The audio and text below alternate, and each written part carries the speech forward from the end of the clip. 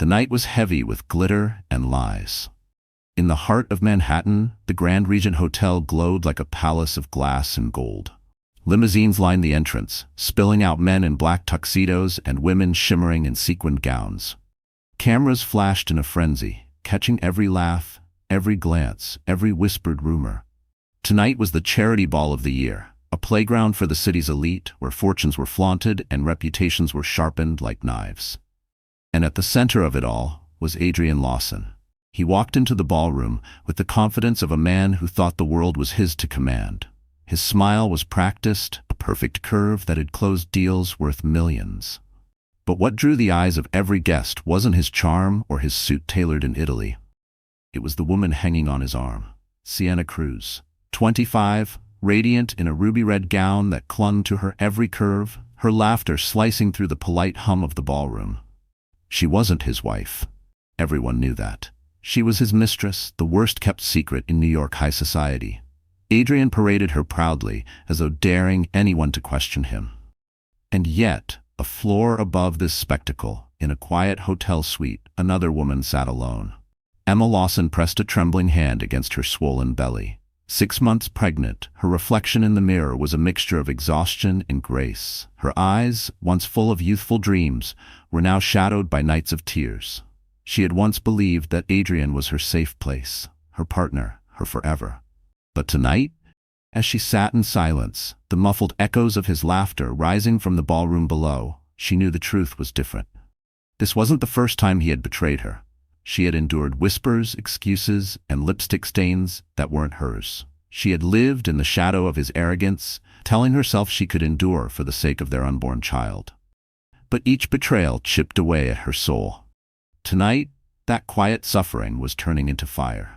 Because Emma knew something no one else in the ballroom knew. She knew Adrian's charm wasn't just covering infidelity, it was covering crime. She had seen the documents hidden in his study, contracts laced with false numbers, offshore accounts that reeked of fraud, transfers disguised as business deals. For weeks, she had battled herself. Should she stay silent, play the dutiful wife, and protect the illusion of their family? Or should she act, knowing that exposing him would destroy everything? Her hand tightened over her belly. The tiny kick from inside reminded her of the life depending on her. She could no longer afford silence. Downstairs, Adrian raised a glass of champagne, his arm possessively wrapped around Sienna's waist. Cameras flashed. Investors clapped him on the back. "To the future," he declared. The crowd cheered. Sienna's smile was triumphant, her hand brushing his chest as though she already wore his crown. The fate was already moving. The clock struck midnight, and in the shadows outside the hotel, unmarked police cars rolled to a stop. Doors opened. Men in dark suits stepped out, their badges glinting under the streetlights. They moved with precision, trained eyes fixed on the glittering entrance of the Grand Regent. The ballroom, oblivious, continued to buzz with shallow laughter and false promises. Upstairs, Emma rose from her chair. Her heart pounded, not from fear but from clarity. She had already made the call. She had given the evidence. She had chosen dignity over humiliation, truth over silence. Tonight, Adrian Lawson's empire would fall. She slipped on her coat, every movement deliberate, steady. She would not be the weeping wife clinging to the ashes of betrayal. She would be the woman who walked away before the fire consumed her. At that same moment, the doors of the ballroom swung open. The music faltered. The air shifted. Guests turned, their whispers dying in their throats as they saw the police enter. Their boots clicked sharply against the marble floor, echoing like a drumbeat of doom. Adrian's smirk faltered for the first time that evening. He straightened his shoulders, trying to mask the sudden pallor of his face. Sienna clutched his arm tighter, confusion flickering in her eyes. "Adrian Lawson," one of the officers announced, his voice cutting through the silence like a blade. "You are under arrest for fraud, embezzlement, and conspiracy." Gasps erupted. Cameras that had once glorified him now captured his disgrace. Investors recoiled. Sienna's painted smile collapsed into panic. Adrian tried to protest, his voice rising in desperation. "This is a mistake. Do you know who I am?" But the officers had no interest in his bravado. They pulled his arms behind his back, the metallic click of handcuffs echoing louder than the chandeliers above. And while the ballroom drowned in shock, Emma walked quietly through a side corridor, her suitcase already packed. Outside, waiting for her, was a sleek private jet. Beside it stood Gabriel Stone, a man whose presence was calm, steady, and certain. He had been her friend once, years ago, back when life was simple and dreams were untouched by betrayal. And now, he was here again, offering not rescue but choice. Emma looked at him, then at the jet behind him. For the first time in months, she allowed herself to breathe. Because as Adrian Lawson was dragged through the crowd, his empire crumbling, Emma Lawson was boarding her own escape. Not as a victim, but as a woman who had chosen her dignity over his lies. And the world was about to see the difference. Because tonight, the mistress was left trembling in a ruined ballroom, while the pregnant wife boarded a jet toward freedom. Emma Lawson was not born into wealth. She grew up in a small town upstate where the nights smelled of pine trees and summers hummed with crickets. Her father was a school teacher, her mother a nurse. They didn't have much, but they gave her a foundation of love and integrity. Emma was the girl who painted sunsets on the old barn wall, the girl who dreamed of designing homes that felt like safe harbors. She studied architecture with relentless passion, believing she could shape spaces where people would feel whole and protected. At university, she was brilliant, driven, admired. Professors praised her vision. Classmates sought her out for group projects. Yet despite her talent, she was humble, working nights at a coffee shop to afford rent. That's where she first met Adrian. He had swaggered in one evening, all charm and polished shoes, a business student with a quick smile. He noticed her sketchbook, pages filled with blueprints and half-finished facades. "You're building the future," he'd said, sliding his number across the counter with a grin. Emma had laughed, flustered, and tucked the paper into her pocket. Their love story unfolded like a whirlwind. Adrian courted her with grand gestures, flowers delivered to her dorm, surprise dinners after late shifts, promises whispered under starry skies. For a girl who had never been chased with such intensity, it felt like a fairy tale. He made her feel seen, valued, cherished. By the time they graduated, he was already climbing the corporate ladder in finance, and she was offered a coveted position at a boutique architecture firm in New York. She hesitated, torn between ambition and the vision of a life with Adrian. He had leaned in, kissed her hand, and said, "Emma, you don't need to burn yourself out working for someone else. I'll provide for us. You can design when you want. Focus on us, on our family." It was intoxicating. The idea of being chosen, protected. Against her professor's warnings, she turned down the job and followed Adrian into the city, building a life centered around his rising star. For a while, it was beautiful. Their wedding was intimate but elegant, held in a candlelit chapel. Adrian looked at her like she was his whole world. He spoke of children, of building a legacy together. Emma believed she had made the right choice. She decorated their modest apartment with thrifted furniture she transformed into art. She filled their home with warmth, laughter, and quiet devotion. But slowly, the cracks began to appear. Adrian's charm shifted into arrogance. He stayed late at the office, brushed off her questions with casual lies. When she found receipts from expensive restaurants, he told her they were business dinners. When perfume lingered on his suit, he claimed it was from colleagues leaning in for handshakes. At first, she believed him. Love has a way of blinding even the wisest heart. Then came the isolation. He discouraged her from going back to work, reminding her she didn't need to burden herself. When she tried to freelance, he mocked her small paychecks, comparing them to his growing bonuses. She began to shrink inside her own marriage, trading blueprints for grocery lists, lectures for laundry. The day she discovered she was pregnant, she thought everything would change. She had walked into the living room with trembling hands, holding the positive test. Adrian's face had lit up with what looked like joy. He lifted her into his arms, spinning her around. For one brief, shining moment, Emma believed the man she married was back. But reality arrived quickly. His late nights became later. His temper grew shorter. When she complained about nausea or exhaustion, he snapped. Plenty of women do this without whining. He reminded her constantly of the costs piling up, as though the baby were an inconvenience rather than a blessing. The worst part was not his cruelty. It was his indifference. Emma would lie awake at night, her hand over her belly, whispering lullabies to the child who had yet to arrive. She told herself she was strong enough to endure, that love was sacrifice, that keeping the family intact was worth any humiliation. But deep inside, something was cracking. The final blow came one icy winter morning. Emma had gone to meet Adrian for lunch at his office, a small surprise to brighten his day. She carried a homemade meal in her hands, hope in her heart. But when she opened the door without knocking, what she saw seared into her memory forever. Sienna Cruz, perched on Emma's chair, wearing Emma's husband's jacket, laughing in a way that sliced like glass. Adrian didn't even look guilty.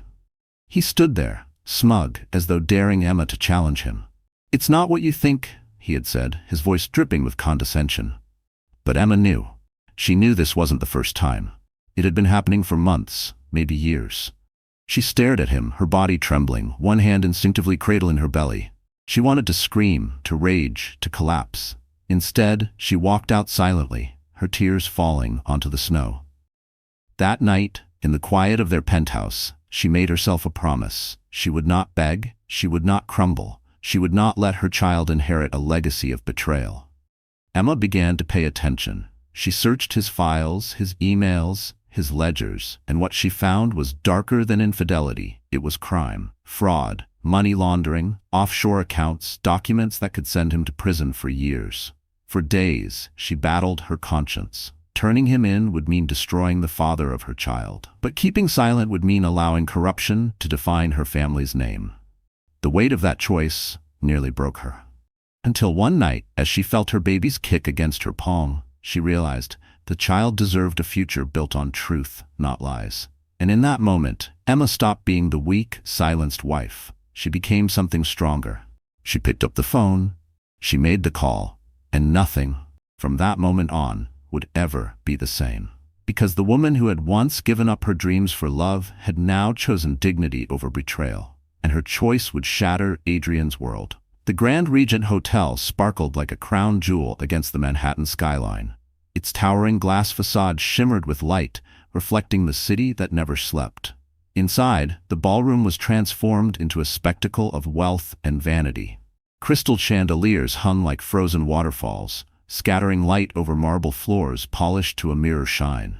Every corner dripped with extravagance. Champagne fountains, towering floral arrangements of imported orchids, and a string quartet playing softly against the chatter of the rich and powerful. It was the night of the annual Winter Charity Gala, a cornerstone event where the city's elite came to parade their fortunes under the guise of philanthropy. Politicians mingled with CEOs, actors brushed shoulders with hedge fund managers, and the air was thick with perfume, ambition, and secrets. For many, this was the highlight of the year, a stage to show off gowns worth small fortunes, to pledge donations that doubled as business investments, to whisper alliances over caviar and champagne. And at the heart of it all stood Adrian Lawson.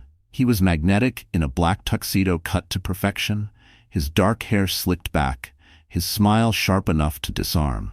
Guests swarmed him, investors clapping his back, women laughing at his every word. He thrived in this world, a man who knew exactly how to command attention, how to turn every room into his kingdom. But it wasn't his wealth or wit that stirred whispers tonight. It was the woman at his side, Sienna Cruz. Her ruby gown shimmered like fire under the chandelier's glow. Every movement revealed curves sculpted to perfection. Her lips painted a daring red to match. She clung to Adrian's arm as though she had already claimed him. Her laughter was loud, throaty, almost mocking in a room of polite giggles. To the other women, she was an insult. To the men, she was temptation. And to Emma Lawson, watching from afar, she was betrayal personified. Because Emma was there too. She hadn't wanted to come. Every fiber of her being screamed to stay home, to avoid the spectacle. But part of her knew this was the stage where the truth needed to be seen. If Adrian believed he could humiliate her in private, parade Sienna in public, and still hold his empire intact, he was mistaken. Emma arrived quietly, her gown modest compared to the glittering excess around her. She didn't come to compete in beauty or wealth. She came with resolve. She kept to the edges of the room, her hand resting protectively over her belly. Conversations hushed when she passed, eyes flicking between her and the spectacle of Adrian and Sienna across the ballroom. Some faces showed pity, others curiosity, a few cruel amusement. Emma bore it all with a quiet dignity, her back straight, her expression calm. Inside, her heart was a storm. Adrian spotted her once. Their eyes locked across the room. For a flicker of a second, his smile faltered. Then he tightened his grip on Sienna's waist and laughed louder, as if to erase the sight of his wife from his mind. "Mr. Lawson," an investor gushed, raising a glass, "to another year of brilliance. You make the rest of us look lazy." Adrian smirked. "To the future," he declared, his voice booming, carrying across the ballroom. Cameras flashed. Sienna leaned in and kissed his cheek, sealing the image of power and scandal in one frame. Guests cheered, pretending not to notice Emma standing alone in the shadows. The hypocrisy of it all made Emma's stomach churn. These people worshipped Adrian, blind to the lies stacked beneath his empire. But soon, she thought, their worship would curdle into shock. She had made sure of it. Meanwhile, Sienna basked in her stolen spotlight. She whispered into Adrian's ear, her eyes scanning the room to make sure Emma saw every touch, every smile. She wanted Emma humiliated, broken. What she didn't know was that her triumph would soon collapse. As the orchestra swelled into a waltz, couples flooded the dance floor. Adrian led Sienna out, their bodies pressed close, spinning under the chandeliers. Murmurs rippled. Even in a city numb to scandal, this was bold, brazen, almost cruel. Cameras clicked furiously, and from the shadows, Emma stood motionless, watching, each click of the camera like a dagger. But she wasn't just watching. She was waiting. Across town, unmarked police vehicles rolled closer to the hotel. Officers checked their files, the warrants signed with Emma's evidence. Their radios crackled softly. They had been waiting weeks for this moment, gathering proof, building the case. Tonight, the facade would break. Back in the ballroom, the atmosphere grew heady with champagne and speculation. A senator leaned toward a tech CEO, whispering, "Do you think his wife knows?" They both glanced at Emma, standing dignified and alone, then quickly looked away, guilty at being caught. Emma's oldest friend from college, now married to a banker, approached her quietly. "Emma, you don't have to stay. Everyone's talking. This is cruel." Emma offered a faint smile. "Sometimes you have to walk through the fire," she whispered, her voice steady despite the ache in her chest. Her friend touched her arm, then melted back into the crowd. Emma was alone again. Alone, but not powerless. As midnight neared, Adrian's voice once again rose above the music. He stood with Sienna by his side, addressing the crowd. "Ladies and gentlemen, thank you for joining us tonight. This city is built on vision, on ambition, on the courage to seize opportunity. That's what I've always lived by, and that's what I'll continue to do." The crowd erupted in applause, unaware of how close his empire was to collapse. Cameras captured his every word, broadcasting the speech across the society pages, freezing him in a moment of glory that would soon turn to infamy. And Emma, standing near the back, exhaled slowly. Her decision was already set in motion. By the time the music swelled again, the doors of the ballroom would open. Not for more guests, but for justice. Because tonight wasn't just another gala. Tonight was the stage where arrogance would meet consequence, and where a pregnant wife would reclaim her dignity in front of the world. If arrogance had a face, it was Sienna Cruz. She was only 25, but she carried herself like a queen who had already conquered her kingdom. Her red gown shimmered like fire as she strolled across the ballroom on Adrian's arm. Every step was deliberate, every glance calculated. She wanted the entire room to know Adrian Lawson belonged to her now, and she especially wanted Emma to see it. From the corner of the ballroom, Emma stood quietly, her hand resting on her belly. Sienna's eyes locked onto her like a predator spotting its prey. A slow smile curled across her lips, not of warmth, but of triumph. She leaned closer to Adrian, pressing a kiss dangerously near his mouth, her voice loud enough for nearby guests to hear. "You really should have divorced her by now," she purred. "She doesn't fit in this world." Emma caught the words. She didn't flinch. But inside, her chest burned. Adrian smirked, pretending to hush Sienna, but he didn't disagree. That silence, that smugness, was worse than any insult. Sienna loved the power she held. Not long ago, she had been a nobody, an ambitious assistant barely noticed in the office. But Adrian had spotted her, praised her ambition, drawn her into his circle. He had given her designer clothes, access to his penthouse, and a seat at tables she could never have imagined. And in return, she gave him youth, beauty, and blind adoration. It wasn't love, it was conquest. For both of them. "Look at her dress," Sienna whispered loudly to a group of women as Emma passed by. Her laugh rang out, sharp and cruel. 3 seasons old at least. Doesn't she know where she is? This is the Grand Regent, not a thrift shop. A ripple of uneasy laughter followed. A few women looked away, ashamed. Others leaned in, eager for the gossip. Emma felt every word like a lash across her skin, but she held her head high, refusing to give Sienna the satisfaction of a reaction. Adrian, meanwhile, basked in Sienna's performance. His arms stayed firmly around her waist, his smile never wavering. He loved the drama, the attention, the whispers it created. To him, Emma was old news, something he tolerated for appearances, nothing more. But Sienna underestimated Emma. She thought humiliation was enough to break her. She thought flaunting her conquest would crush the wife she called pathetic. What she didn't know was that Emma had already turned the game on its head. Across the ballroom, whispers grew. Some guests pitied Emma, others despised Adrian's shamelessness, but all eyes were on the triangle. And Sienna, drunk on attention, leaned deeper into her cruelty. "Sweetheart," she said loudly, her hand stroking Adrian's chest, "you promised me you'd replace her. When will you finally give me what I deserve?" Emma's throat tightened. The baby kicked, as though sensing her turmoil. She closed her eyes, inhaled deeply, and reminded herself, just a little longer. Because the real spectacle hadn't even begun.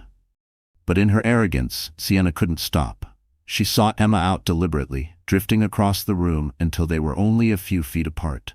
Her perfume hit first, sharp, expensive, suffocating. Then came her voice, dripping with mock sweetness. "Emma," she said, feigning surprise, "I didn't expect to see you here. Brave of you to show up, given, well, you know." Emma's gaze was steady. "Given what?" Sienna's smile widened. "That you've already lost." The words hung heavy between them, cruel and cutting. Guests nearby pretended not to listen, but their ears strained for every syllable. Emma wanted to scream, to tear that smug look off her face, but she forced her voice to remain calm. "Sometimes," Emma said softly, "the one who laughs first doesn't laugh last." For a moment, Sienna's confidence faltered. Her brow furrowed, just briefly. But then she tossed her hair, dismissing the comment with a scoff. "We'll see." She turned back to Adrian, clutching his arm tighter, her laughter echoing as they walked away. But that tiny flicker of doubt, that tremor she tried to mask, was the beginning of her unraveling. Because what Sienna didn't know was that Emma had already delivered evidence to the authorities. She didn't know that the man she clung to was about to be ripped from her arms in front of everyone. And when that moment came, Sienna would fall with him. For now, though, she continued her performance. She posed for photographs with Adrian, deliberately positioning herself so Emma was visible in the background. She whispered barbs to anyone who would listen, painting Emma as weak, outdated, irrelevant. Every cruel word was fuel for her ego. But arrogance blinds. While Sienna relished in temporary victory, she failed to notice the shift in the room. A few guests exchanged uneasy glances. Investors whispered about Adrian's risky ventures. Politicians muttered about rumors of financial misconduct. The cracks were already visible, and when the doors burst open later that night, they would shatter completely. Emma, meanwhile, withdrew to the edge of the ballroom, her heart heavy but her resolve firm.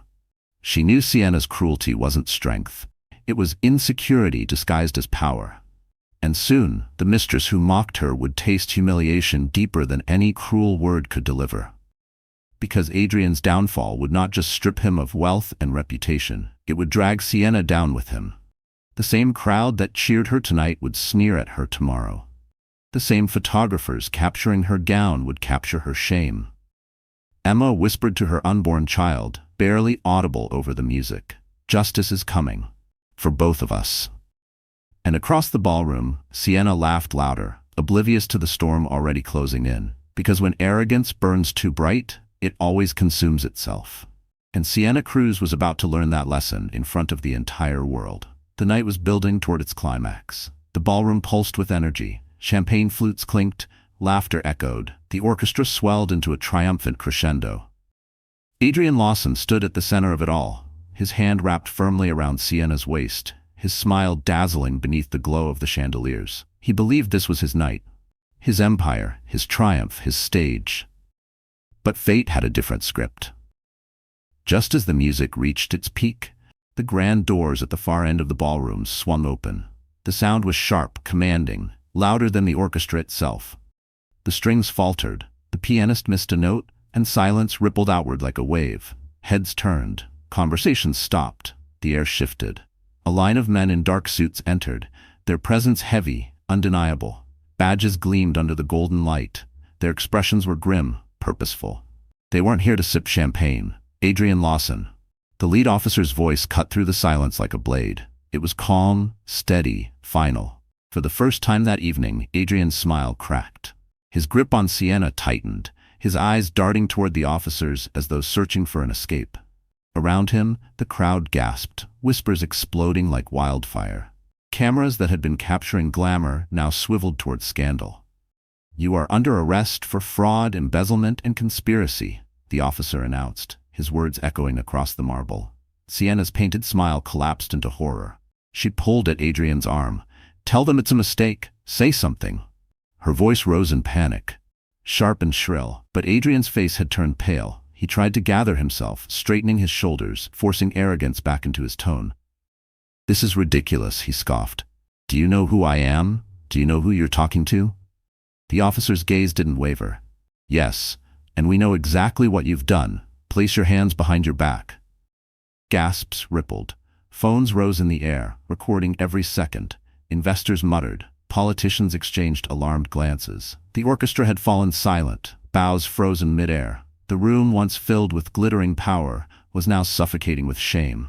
Adrian hesitated, his pride warring with fear. "I will not." The officers moved swiftly, grabbing his arms, twisting them behind his back.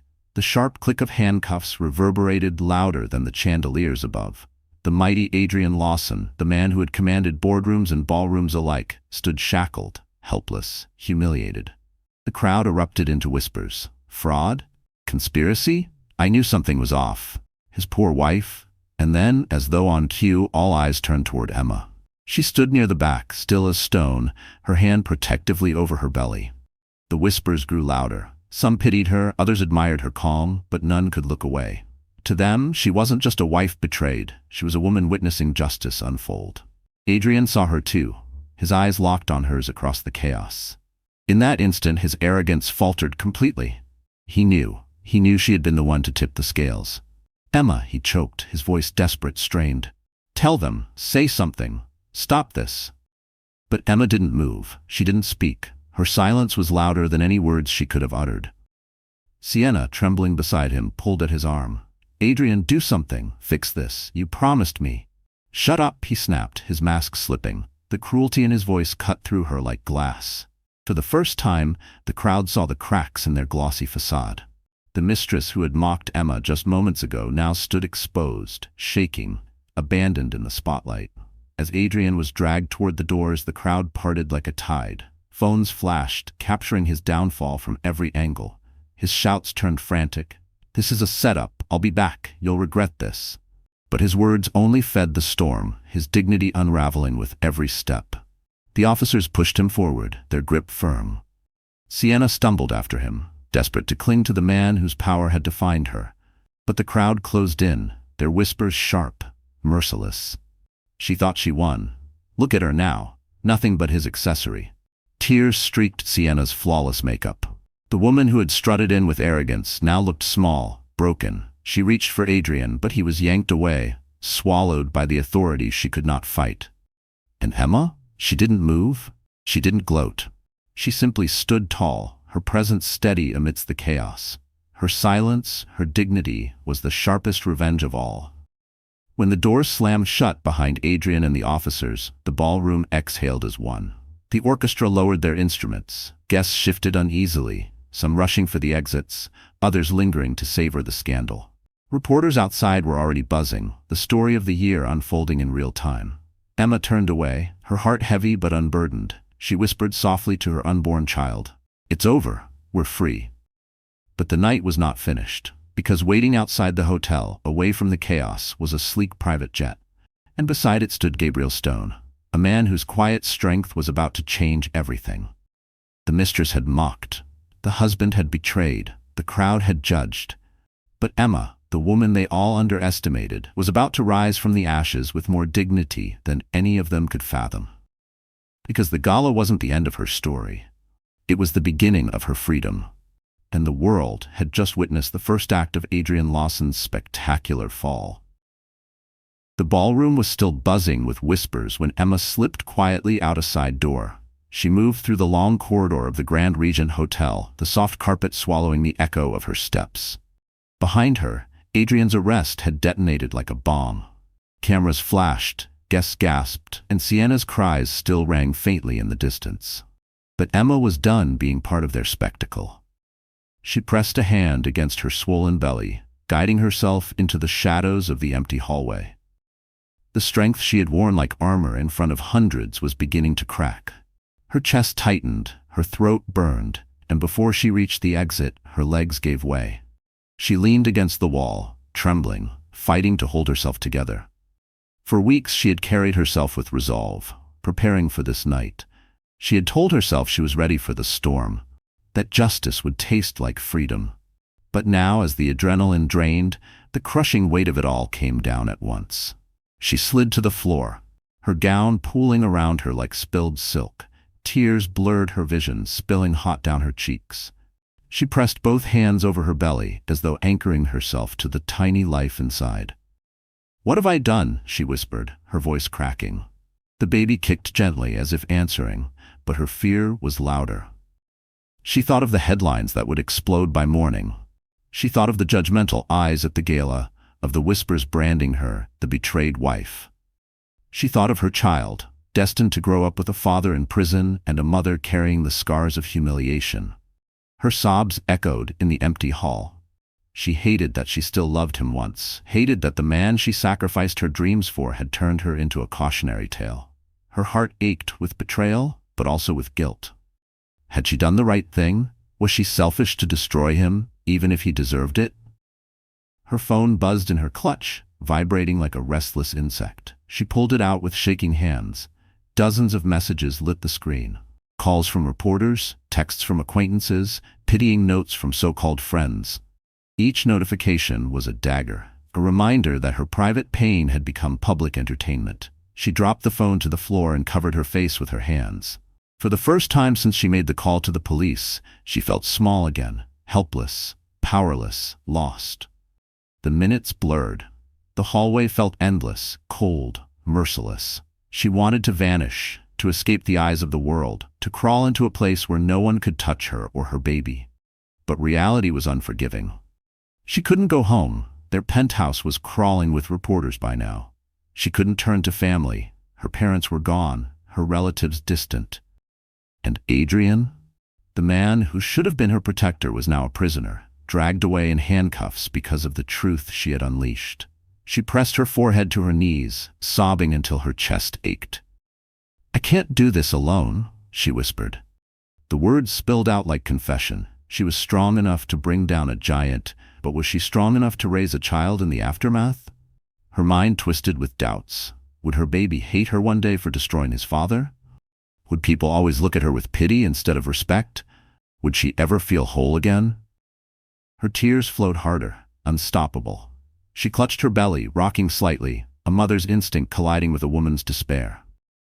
"Please," she whispered to no one in particular. "Please, just let me find a way to survive this." At that moment, the image of Sienna flashed in her mind, smirking, mocking, draped over Adrienne's arm. Rage flared, momentarily cutting through the sorrow. That woman had stolen her dignity, paraded her humiliation, and laughed at her pain. But now Sienna was alone too, abandoned in a collapsing empire. The thought gave Emma a strange, fragile comfort. Maybe justice wasn't just about Adrienne's downfall. Maybe it was about Sienna's arrogance crumbling into dust. Still, the comfort was fleeting. Emma pushed herself up slowly, wiping her face with the back of her hand, her reflection caught in a gilded mirror at the end of the hallway. She barely recognized the woman staring back. Red-rimmed eyes, trembling lips, a posture bent from sorrow. She had stood tall in the ballroom, but here she looked like the broken wife Sienna wanted her to be. And that realization nearly destroyed her. She whispered to her reflection, "I'm not weak. I won't be weak." But even as she said it, her voice cracked. Her knees wobbled as she forced herself toward the exit. Outside, the winter air hit her face like a slap, icy, biting, sobering. The city lights glittered against the night sky, indifferent to her suffering. Paparazzi lights flickered in the distance, reporters swarming the main entrance.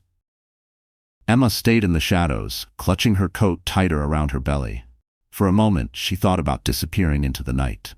Just running. But where would she go? She had nowhere safe, no plan beyond this night.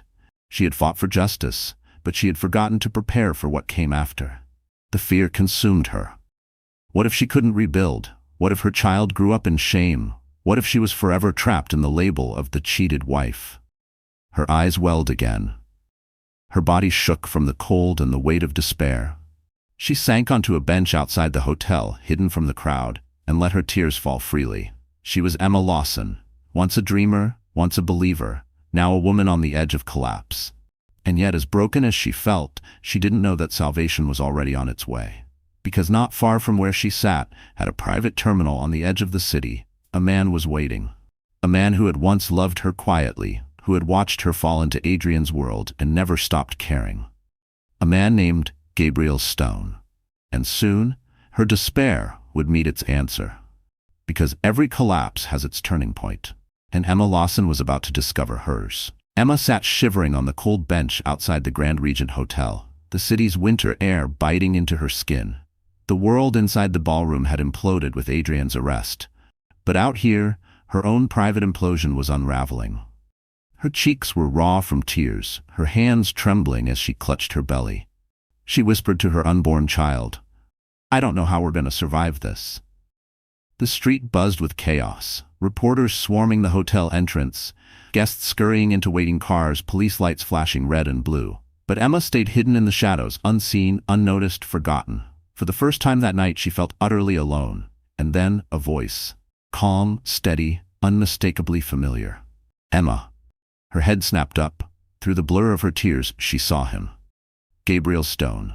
He stood a few feet away, tall and broad-shouldered, his dark coat cutting a sharp silhouette against the snow-dusted street. His eyes, deep, steady, unwavering, locked onto hers, carrying something she hadn't felt in months. Safety. Emma blinked, stunned. "Gabriel?" He took a step closer, his expression softening. "It's been a long time." Her heart pounded. Memories rushed back. University days filled with late-night study sessions, laughter over cheap pizza. The way Gabriel had always looked at her as though she were more than the sum of her dreams. He had been her friend, her confidant, maybe even something more if life had turned differently. But then Adrian came, dazzling, ambitious, and she drifted away from Gabriel into a marriage that had promised forever. Now here he was, as though fate had drawn him back exactly when she needed someone most. Emma swallowed hard, trying to find her voice. "What are you doing here?" "I heard about the gala," Gabriel said quietly. "I knew tonight would be the night everything came crashing down. And I couldn't let you face it alone." Her eyes widened. "You knew?" He nodded. "I've been watching from a distance, Emma. Not in a way to intrude. Just, I couldn't ignore what Adrian was becoming. I knew he'd destroy himself. I only worried he'd destroy you in the process." Tears welled again, but this time they weren't from despair. They were from the staggering weight of being seen, truly seen after so long. Gabriel knelt in front of her, his voice lowering, gentle but firm. "You don't have to stay here. You don't have to drown in his chaos. I've arranged something for you."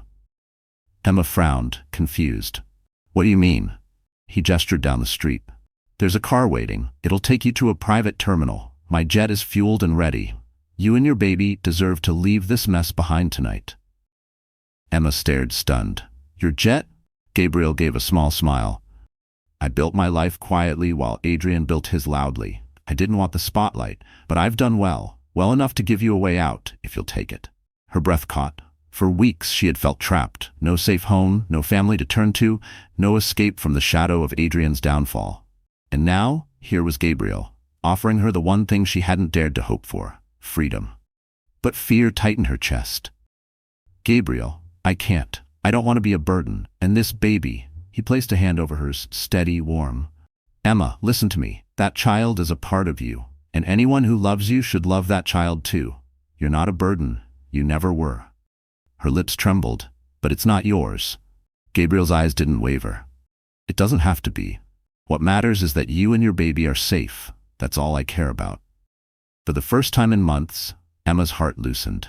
The crushing weight of shame, betrayal, and loneliness lifted, if only slightly.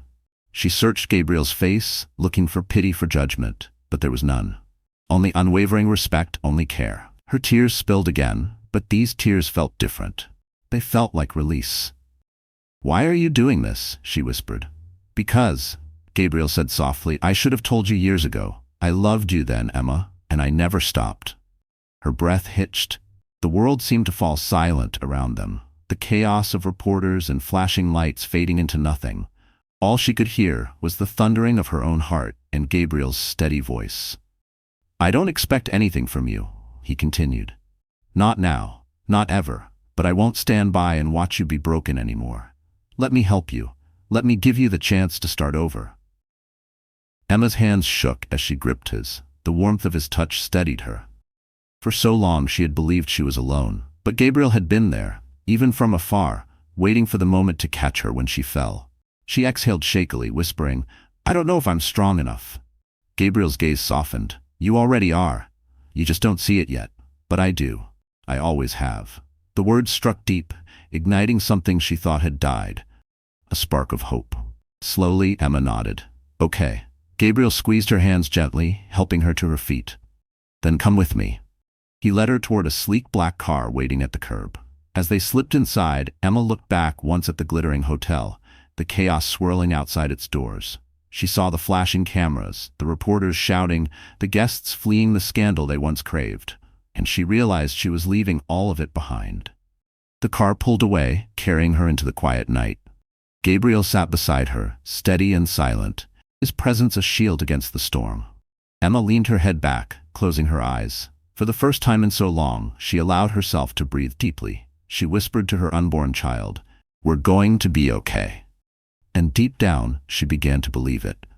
Because tonight, Emma Lawson's story had twisted, from despair to possibility, from betrayal to hope, from being abandoned to being chosen.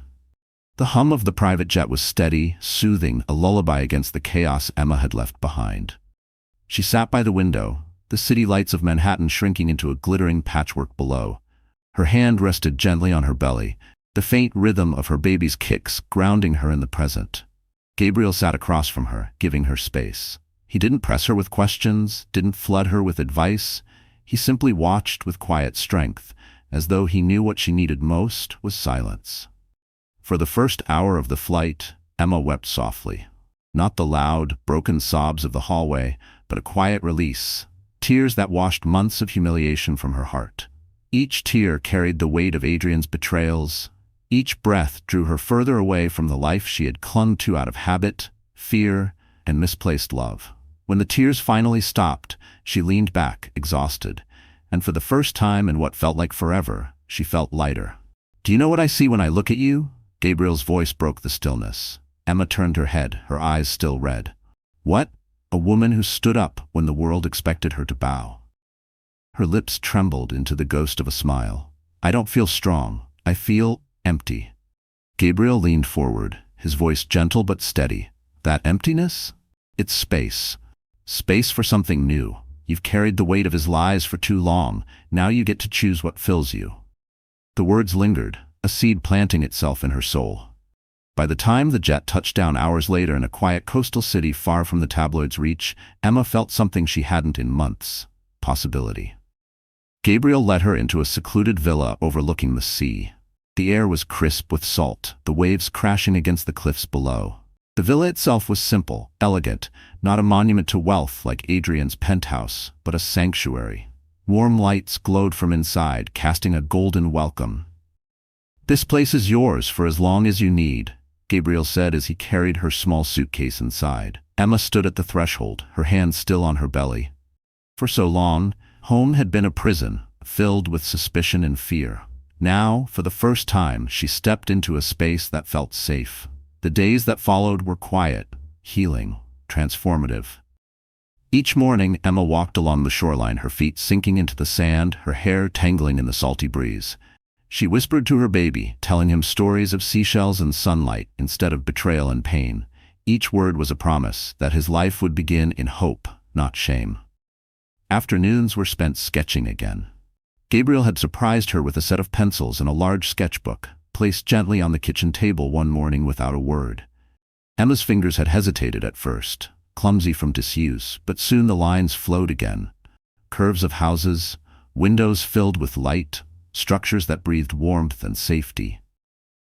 She was rediscovering the woman she had been before Adrian's shadow swallowed her. One evening, as the sunset painted the ocean in fire and gold, Gabriel found her on the porch, sketchbook in her lap.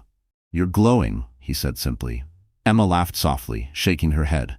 "I'm 6 months pregnant and wearing the same dress 3 days in a row." "Glowing," he repeated, his gaze steady, his tone leaving no room for doubt. She felt her cheeks warm. For years she had been invisible in her own marriage. Now, under Gabriel's quiet watch, she was seen again. Not as a wife defined by her husband, but as herself. Still, transformation wasn't only about healing. It was also about facing the world again. And Emma knew she couldn't hide forever. The call came one morning, her lawyer telling her that Adrian's empire was crumbling, his assets frozen, his investors abandoning ship. And Sienna? Headlines plastered her face with words like gold digger, traitor, fallen star. The same society that had applauded her at the gala now devoured her downfall with glee.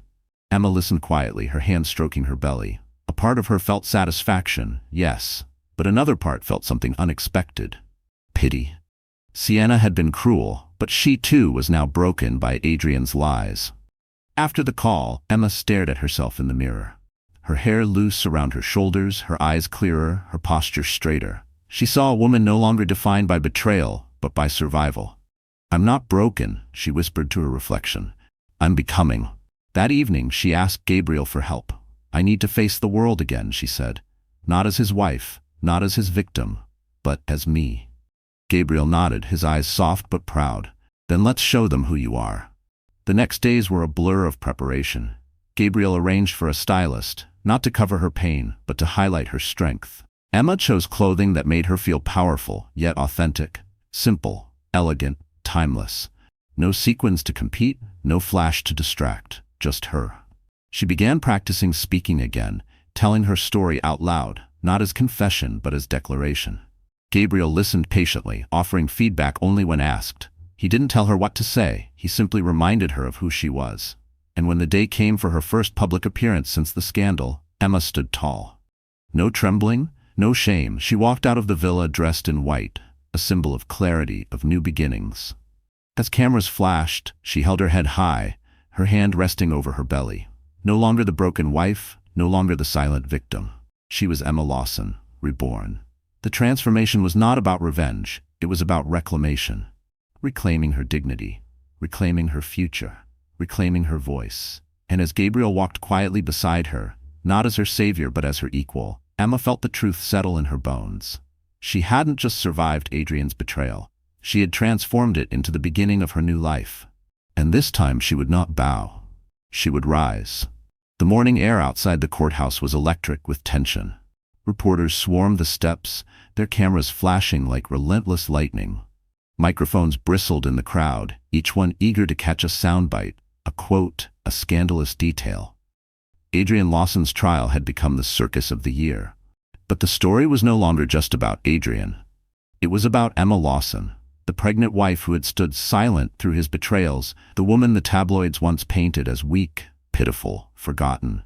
Today she was stepping into the light, no longer as a victim, but as a force. The sleek black car pulled up to the curb. For a moment, the crowd held its breath. Then the door opened. Emma emerged. She wore a simple white dress, elegant and understated, flowing gracefully over her growing belly. A tailored coat draped her shoulders, and a delicate chain rested at her collarbone. No sequins, no diamonds, just strength woven into every detail of her presence. Her hair fell in soft waves, her face calm, her eyes clear. The cameras went wild. Flash after flash illuminated her as she walked up the steps, one hand on her stomach, the other brushing lightly against the railing. Gabriel Stone walked beside her, tall, steady, his quiet presence like a shield against the storm. The sight of them together sent a ripple through the crowd. Whispers ignited like sparks. "Is that him? The billionaire investor?" They say he sent the jet for her. Emma ignored the noise. Each step she took was deliberate, unhurried, regal. For so long she had walked with her head bowed. Today her chin was lifted, her shoulders back. The world would not see weakness in her again. Inside the courthouse, Adrian was already waiting. He sat at the defense table, shackled not by handcuffs this time, but by his own disgrace. His once perfect suit hung loose, wrinkled. His face was pale, his eyes bloodshot from sleepless nights. The arrogance that had once fueled him was gone, replaced by a gnawing desperation. And beside him, like a shadow stripped of light, sat Sienna Cruz. Gone was the fiery mistress draped in ruby silk. Today she wore a plain black dress, her makeup smeared from tears, her expression hollow. She had been abandoned by the society that once worshipped her beauty. The headlines had been merciless: Mistress falls with mogul. From red carpet to courtroom shame. The woman who once mocked Emma now sat shrunken, broken, her hand twitching nervously in her lap. When Adrian saw Emma enter, his jaw clenched. He leaned forward, whispering frantically to his lawyer. His eyes darted between Emma and Gabriel, fury burning in them. He recognized the man, of course. Gabriel had once been the friend he dismissed, the rival he never took seriously. And now, here he was, standing proudly at Emma's side, where Adrian himself no longer belonged. Emma didn't look at him. Not once. She walked past the defense table without a flicker of acknowledgement, as though Adrian were nothing more than a stranger. That disregard cut deeper than anger ever could. The trial itself was a blur of legal jargon, evidence presented, witnesses testifying. But the highlight, the moment the world would never forget, came during a break when Emma stepped outside to address the press. Reporters surged forward, microphones thrust into her face. "Mrs. Lawson, how do you feel about your husband's charges? Do you regret exposing him?" "What will you do now?" Emma lifted her hand, and the crowd fell silent. Her voice, when it came, was steady, resonant, carrying the weight of truth. "I stood by a man who betrayed me, who betrayed all of us. For years I stayed silent, believing it was strength. But silence is not strength. It is surrender. Tonight, I stand here not as his wife, not as his victim, but as a woman who chose dignity over lies. To every woman who has been humiliated, who has been told to endure in silence, I say, you are stronger than you know, and you deserve better." The crowd erupted. Applause, shouts of support, tears streaming down faces in the audience. Emma's words spread like wildfire, replayed on every news channel, shared across every social feed. Overnight, she became more than a betrayed wife. She became a symbol. Inside the courthouse, Adrian seethed. His fists clenched, his teeth ground together. The sight of Emma commanding the world's respect while he rotted in disgrace was unbearable. He tried to shout as reporters replayed her words in the courtroom, but the judge silenced him with a stern gavel. His downfall was complete, and it was Emma who had delivered the final blow. Sienna, too, faced her reckoning. When she left the courthouse, the crowd turned on her. Cameras flashed, but this time with venom, not admiration. Reporters shouted, "Did you think he'd leave his wife for you? Was it worth it? How does it feel to lose everything?" She tried to push through, but the voices followed her, each one a dagger. She had mocked Emma once, but now she was the spectacle of shame. And Emma? She walked out again with Gabriel at her side, the cameras capturing not scandal, but triumph. That night, headlines shifted. No longer was the story just mogul arrested for fraud. Now it was, pregnant wife reclaims dignity, becomes voice for women everywhere. Emma sat in the villa later, watching the coverage. She placed her hand on her belly and whispered, "We did it." She thought of the broken girl who had once begged Adrian for scraps of love, and she realized she would never be that woman again. She was free. She was respected. She was whole. And as Gabriel brought her a cup of tea, their eyes met. No words were needed. Their bond, once hidden in the shadows of youth, was now unfolding in the light. Because revenge had never been about destroying Adrian, it was about reclaiming herself. And in doing so, Emma Lawson had written an ending the world would never forget. The trial ended as everyone knew it would. Adrian Lawson, once a titan of finance, was sentenced to years in prison. His empire crumbled, his name dragged through the mud he himself had created. The courtroom buzzed with the finality of it, but for Emma, the verdict was not a celebration. It was a release. A door closing, so another could finally open. Sienna Cruz slipped away from the courthouse that day with sunglasses hiding her swollen eyes. The headlines had already branded her a cautionary tale, from mistress to outcast. Invitations stopped arriving, endorsement deals evaporated. The same society that had once embraced her now spat her name with contempt. She became a ghost in the very world she had tried to conquer. That was her punishment, not prison bars, but exile from the glitter she had craved. For Emma, the punishment wasn't about them anymore. It was about reclaiming herself. Weeks later, she walked along the shoreline outside the coastal villa, the waves crashing against the rocks, the air fresh with salt and promise. Her belly was rounder now, her baby's kicks stronger. Each movement reminded her of why she had fought, why she had chosen truth over silence. Gabriel joined her, his steps steady in the sand. He carried 2 mugs of tea, handing one to her. They stood in silence for a while, watching the horizon bleed gold as the sun set. Emma finally spoke, her voice soft but steady. "Do you ever wonder why life brings people back to us when we least expect it?" Gabriel smiled faintly. "I don't think it's chance. I think some bonds never really break. They just wait for the right time." She looked at him, her heart catching. "I thought I'd lost everything, and then you appeared." "You didn't lose everything, Emma," Gabriel said. "You found yourself again. That's worth more than anything." Her eyes welled with quiet tears. But these weren't the tears of sorrow that had once drowned her. These were tears of gratitude, of healing. In the weeks that followed, Emma's transformation continued. She accepted interviews, not as scandal fodder, but as a voice of strength. She spoke to women's groups, sharing her story not as tragedy, but as empowerment. She reminded them that silence was not strength, that endurance was not love, that dignity mattered more than appearances. Her words resonated. She became a symbol of resilience, her face gracing magazines not as the betrayed wife, but as the woman who rose. Gabriel remained by her side through it all. Not in the spotlight, not seeking recognition, just steady, patient, quietly building a future that included her if she wanted it, and Emma did want it. One evening, months later, she went into labor. The villa filled with the sounds of hurried footsteps, gentle reassurances, and Emma's cries of effort. Gabriel never left her side, holding her hand, whispering, "You're stronger than you know." Hours later, she cradled her newborn son in her arms, his tiny fingers curled around hers, his breath soft and steady. Emma wept, overwhelmed by love so pure it erased every shadow of the past. Gabriel watched from her side, his eyes misting. "He's perfect." Emma looked at him, her voice trembling. "He's not yours, Gabriel, but—" Gabriel placed a finger gently on her lips. "He's yours. That's enough for me." Her heart swelled. In that moment, she knew. Love wasn't about possession or perfection. It was about presence. About choosing to stay when others walked away. Weeks later, Emma returned to the city, not to hide in shame, but to stand tall. She walked into a gala, not as Adrian's wife, not as his shadow, but as herself. The crowd hushed when she entered, whispers rippling like wind through glass. She wore white again, her son nestled safely in Gabriel's arms, her posture regal, her eyes unshaken.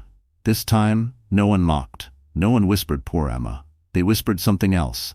Resilient, stronger than ever, unbreakable. Emma stood before the cameras, her son close, Gabriel steady by her side, and she spoke words that would echo for years. "Pain doesn't define us. Betrayal doesn't end us. It tests us. And if we choose dignity, if we choose truth, if we choose ourselves, we rise, always." The crowd erupted, applause thundered, not for scandal but for strength. Adrian rotted behind bars. Sienna faded into obscurity. But Emma, she lived, she thrived, she loved again. And on quiet nights when the world outside slept, she sat with Gabriel by the fire, their son in her arms. She would smile softly and whisper, "We're finally free."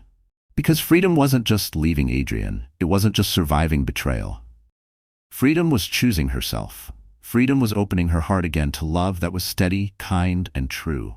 Emma Lawson's story didn't end with scandal. It began with it. And from those ashes, she rose, not as a victim, but as a woman who reclaimed her dignity, her life, and her future. So, that's where the story closes, my wonderful friends. You're still here with me, aren't you? If you've stayed until now, it means something in Emma's journey has touched your heart in its own quiet way. And maybe that's because her story is really our story too. About pain, betrayal, but also about rising again. The Stoics said, "We cannot control what happens to us, only how we respond." And isn't that what Emma showed us? She couldn't stop Adrian from betraying her, but she chose dignity over silence, truth over fear. She learned that pain doesn't define us, our response does. Seneca once wrote, "Sometimes even to live is an act of courage." Emma's courage to walk away, to start anew, is proof that healing is always possible. So if you're carrying your own scars tonight, remember, you are stronger than you know. Like Emma, you can reclaim your dignity, your peace, and your future. If this story has moved you, give it a like, share it with someone who needs hope, and subscribe to our channel. Because here together, we'll keep reminding each other, no matter the betrayal, no matter the pain, you can rise. Always.